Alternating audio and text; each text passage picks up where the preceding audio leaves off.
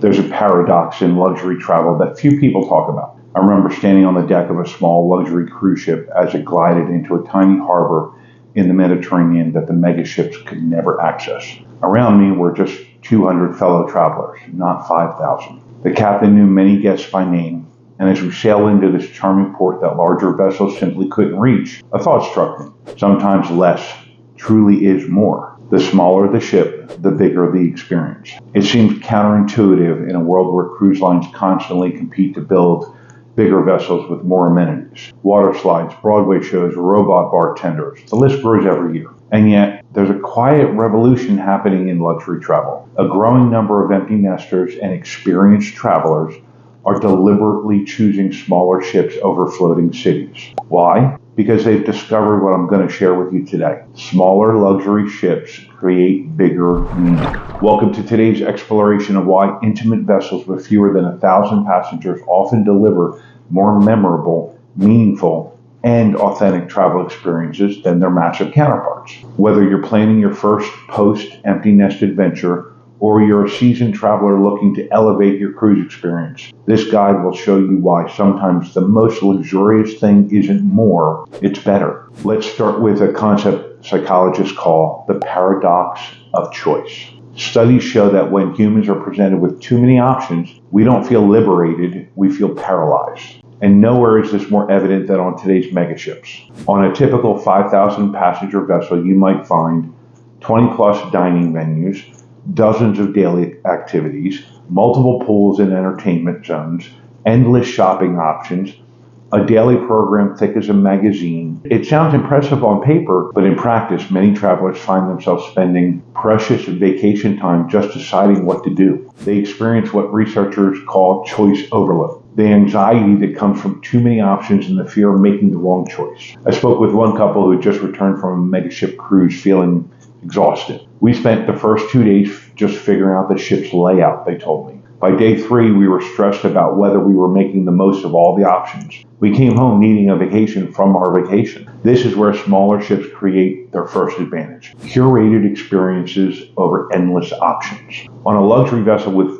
200 to 900 passengers, you might find 3 to 5 dining venues, each perfected rather than mass-produced, a thoughtfully planned program of activities, intimate spaces designed for conversation and connection, staff who quickly learn your preferences. The difference is quality over quantity. Instead of 20 mediocre restaurants, you get 3 to 5 exceptional ones. Instead of rushing between activities to get your money's worth, you experience the luxury of time to savor, to connect, to simply be. One frequent small ship cruiser put it perfectly. On smaller ships, I never feel like I'm missing out. Everything is designed with intention. It's not about having endless choices. It's about having the right choices. This brings us to the heart of the paradox. By limiting options, smaller ships actually expand your experience. Perhaps the most significant advantage of smaller ships is their ability to deliver authentic experiences that megaships simply cannot. The physics are simple. Smaller vessels can navigate into ports, harbors, and waterways that are physically impossible for larger ships to access. This creates 3 distinct advantages. First, access to hidden gems. While megaships dock at industrial ports often miles from city centers, smaller vessels can sail directly into the heart of the destination. Imagine waking up docked along the historic walls of Dubrovnik rather than at an industrial port with a 45-minute bus ride into town, or sailing up the Thames to the heart of London instead of docking at Southampton 80 miles away. I'll never forget sailing into the tiny harbor of Portofino, Italy, a port no large ship could ever access. We stepped off the gangway directly into the colorful village square while passengers from larger ships had to tender in from miles offshore or take long bus rides from distant ports. Second, more time in port. Because smaller ships can dock closer to attractions, you spend less time in transit and more time immersed in destination. On a typical day in port from a megaship, you might spend 2 to 3 hours just getting to and from the actual destination. On a small ship, that time is yours to enjoy. Third, deeper cultural immersion. Perhaps most importantly, smaller ships allow you to experience destinations as a traveler, not a tourist. When 5,000 passengers descend on a small port town, the authentic character of that place inevitably changes to accommodate the sudden influx. Local cafes become overrun, prices increase, and residents retreat. Small ships, by contrast, integrate more naturally into destinations. With just a few hundred passengers disembarking, you can blend into the rhythm of local life rather than overwhelming it. You can find that family-owned restaurant down a quiet alley, have a conversation with locals not employed by the tourism industry, and experience places as they truly are. One couple I know described visiting a small Greek island on a luxury vessel carrying just 300 passengers. We were having coffee at a local cafe when the owner sat down and joined us. By the end of the conversation, we were invited to his home for dinner. That kind of authentic connection just doesn't happen when you're part of a 5,000 person wave. This is the authenticity advantage, and it's something no amount of onboard water slides or Broadway shows can replace. Beyond destinations, the most meaningful difference between small and large ships may be the human connections they foster, both with crew and fellow travelers. On megaships, the sheer numbers make personal service mathematically challenging. With staff to passenger ratios often around 1 to 3 or higher, crew members simply can't provide the same level of personalized attention. Small luxury vessels, by contrast, typically maintain ratios closer to 1 to 1.5 or even 1 to 1. This isn't just about faster service, it's about being recognized, remembered, and genuinely cared for. On my last small ship cruise, the bartender remembered my preferred evening drink after just one night. By day 3, my morning coffee appeared on my preferred deck spot without my having to order it. The maitre d' noted my fondness for a particular appetizer, escargot, and suggested when similar items appeared on different menus. These aren't just luxuries, they're human connections that make travel meaningful. When the cruise director asks about your day in port because he genuinely wants to know, not because it's a scripted interaction, you feel valued as an individual, not processed as a passenger. One frequent cruiser described it this way: on large ships, I'm cabin 8432. On small ships, I'm Sarah, who enjoys photography and prefers her coffee black. Equally important are the connections formed with fellow passengers. On a ship with 300 passengers rather than 5,000, you naturally encounter the same people throughout your journey. What begins as a nodding acquaintance at breakfast might evolve into a shared shore excursion by day 3 and a lasting friendship by the journey's end. Many empty nesters tell me that the friendships formed on small ships have become some of their most valued relationships. We've traveled with couples we met on small ship cruises to visit each other's hometowns, one couple shared with me. These aren't just cruise friends, they've become life friends. The intimate setting naturally fosters conversation beyond surface pleasantries. When you see the same people in different contexts throughout the journey, relationships deepen in a way that's rarely possible in the anonymous environment of a megaship. This human element, the recognition, the personalization, the meaningful connections, creates a sense of belonging that transforms a vacation into an experience. And it's something that simply cannot be scaled to accommodate thousands. There's a counterintuitive truth about ship size that many first-time cruisers don't realize. Small ships often feel more spacious than larger ones. This seems impossible until you understand the passenger to space ratio, the amount of public space available per passenger. On many luxury small ships, this ratio is significantly higher than on megaships despite their massive size. Consider this: a 200,000 ton megaship carrying 5,000 passengers offers about 40 tons of ship per passenger. A 30,000 ton luxury vessel carrying 600 passengers offers 50 tons per passenger, 25% more space per person. But it's not just about the numbers, it's about how the space is designed and experienced. On small luxury vessels, you rarely wait in line. There's no rushing to reserve pool chairs at dawn, no standing 3 deep at bars, no crowded elevators, no 45-minute waits for dinner. The absence of crowds creates a sense of spaciousness that no amount of square footage can match when it's filled to capacity. One couple who switched from megaships to small luxury vessels told me,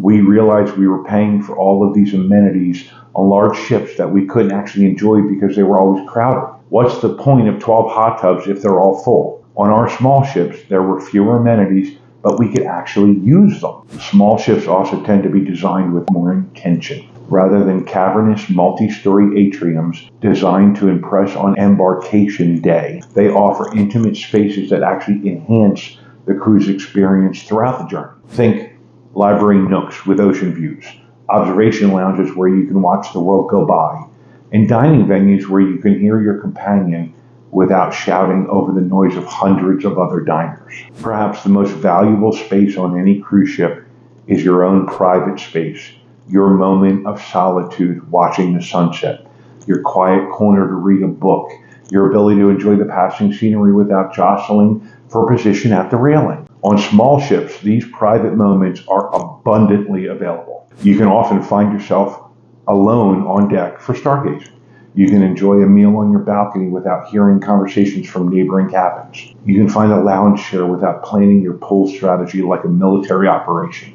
This is the true luxury of space, not just square footage, but usable, enjoyable, peaceful space that enhances rather than overwhelms your experience. While megaships have increasingly become destinations unto themselves, small luxury vessels maintain a fundamentally different philosophy. The ship is a means to experience the world, not an escape from it. This destination focus manifests in several meaningful ways. Small ships typically spend more time in port, often with overnight stays that allow you to experience destinations after day trippers have departed. While megaships might visit the most commercial ports with the infrastructure to handle thousands of passengers, small ships can craft itineraries based on what's worth seeing, not just what's accessible to massive vessels. I recall a Mediterranean cruise where a small ship stayed in Santorini until about 11 p.m., long after the larger ships had departed. We experienced the famous sunset without the crowds, dined at a local restaurant as the only tourists present, and saw a completely different side of the island than those who had to rush back to their megaships by 5 o'clock. Instead of Broadway shows and casinos, small ships often offer destination-focused enrichment. You might find lectures by regional experts who sail with you throughout the journey, culinary demonstrations featuring local ingredients sourced in port, language lessons to help you connect with locals at your next destination, destination-specific films, books, and resources. This approach transforms your time at sea into preparation for deeper engagement with upcoming ports, rather than a distraction from them. Perhaps most importantly, small ships excel at creating meaningful shore experiences that go beyond standard sightseeing. Rather than disgorging thousands of passengers into the same overcrowded attractions, small ships can arrange experiences impossible for larger groups. Private, after-hours access to museums and historical sites, meals in local homes or family-owned restaurants, meetings with local artists, winemakers, or craftspeople, active experiences in natural settings away from tourist centers. One couple described visiting a small organic farm in Provence where they harvested ingredients for a cooking lesson followed by dinner with the farming family. It wasn't just seeing the destination, they explained, it was connecting with it in a personal way. We left feeling like we'd experienced something authentic, not just check the box. This destination focus creates a fundamentally different travel experience, one where the journey is about discovery rather than distraction, connection rather than consumption. Let's address the elephant in the room. Small luxury ships typically come with higher price tags than mass market cruises. At first glance, this can cause sticker shock, but experienced travelers understand that value and price are not the same thing. When you examine what's included and the quality of the experience, the value proposition becomes clearer. Most luxury small ships operate on a more inclusive pricing model. Your fare typically covers fine wines and premium spirits throughout the ship, specialty dining without surcharges, gratuities for the entire crew, often some or all shore excursions, sometimes even pre-cruise hotels and transfers. On megaships, these can add somewhere between 50 to 70% to your base fare. One couple showed me their final bill from a mass market cruise. Their affordable $3,000 cruise had turned into a $5,200 experience after specialty dining, beverage packages, gratuities, and a few shore excursions. There's also the value of your time, perhaps your most precious resource.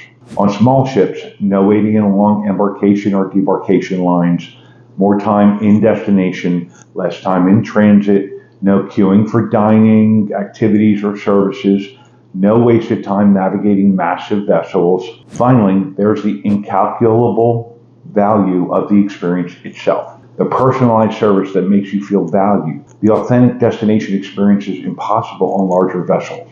The human connections formed with crew and fellow travelers. The peaceful enjoyment of your journey without crowds and chaos. One frequent small ship cruiser summed it up perfectly. Yes, I could take 2 or even 3 mass market cruises for the price of 1 luxury voyage. But I don't want 3 mediocre experiences, I want 1 exceptional one. And at this stage of life, I value quality over quantity. And therein lies the true value proposition of small luxury ships. Not more, better. As we come to the end of our exploration, let me share a few final thoughts about why smaller ships create bigger meaning. Travel at its best isn't about escaping life. It's about experiencing it more fully. It's about connections to places, to cultures, to others, and to ourselves. It's about returning home not just with photographs, but with perspectives. Not just with souvenirs, but with stories. Small luxury ships excel at creating these meaningful connections precisely because of what they don't offer. They don't overwhelm you with choices that create decision fatigue. They don't isolate you from destinations with artificial environments. They don't process you as one of thousands. Instead, they offer something increasingly rare in our modern world, the luxury of authenticity, personal connection, and meaningful experience. For empty nesters entering a new phase of life, this approach to travel seems particularly fitting. After decades of family vacations often centered around entertaining children or accommodating diverse age groups, this is your time to travel on your terms, to prioritize depth over breadth, quality over quantity, meaning over mere amusement. Small ships offer big experiences, not despite their size limitations, but because of them. They remind us that sometimes the most luxurious experiences come not from having more, but from experiencing better. Thank you for joining me on this exploration. Whether your next journey is on a small luxury vessel or another path entirely, I hope you'll carry this perspective with you. Sometimes less truly is more. Safe travels.